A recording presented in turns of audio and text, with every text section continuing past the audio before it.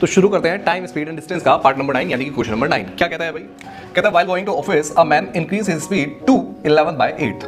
इसका मतलब क्या हुआ कि पहले उसकी, देखो 2 बोल रहा है क्योंकि यहाँ पे बाई नहीं बोल रहा, 2 बोल रहा है, तो इसका मतलब पहले उसकी स्पीड जो थी, स्पीड वो 8 थी, उसने इंक्रीज करके आफ्टर इंक्रीज उसने 11 कर दिया। बात समझ में आई? आगे बढ़ते हैं। कहता है हिज एक्चुअल स्पीड, उसने एक्चुअल स्पीड से ऐसा किया है ही reaches his office 30 minute early, मतलब कि 30 मिनट पहले पहुंच जाता है। ठीक है जी। Find the actual speed if distance between his home and office is 22 kilometre.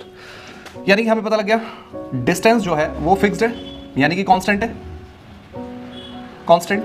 और मुझे याद है अगर डिस्टेंस कांस्टेंट है तो मैंने बताया था स्पीड और टाइम का जो रिलेशन होता है वो इनवर्सली प्रोपोर्शन होता है, यानी कि ये हो जाएगा 11 और 8, राइट। अब इन दोनों, देखो टाइम का ही तो डिफरेंस है, इन दोनों के बीच का जो डिफरेंस है यानी कि 8 3 11 3, वही 30 मिनट के इक्वल है। बात समझ में आई? अब यानी कि एक यूनिट का जो टाइम हो जाएगा वो कितना हो जाएगा 10, और हमें कितना चाहिए भाई? हमें चाहिए एक्चुअल स्पीड। एक्चुअल स्पीड तो ये थी ना, यानी कि टाइम ये वाला, यानी कि 11 × 10 कर देंगे 110 आ जाएगा। अब ये 110 मिनट है ना, क्या है 110 मिनट। हमें चाहिए क्या? उसकी एक्चुअल स्पीड, एक्चुअल स्पीड। तो एक्चुअल स्पीड कितनी हो जाएगी? डिस्टेंस कितना है भाई?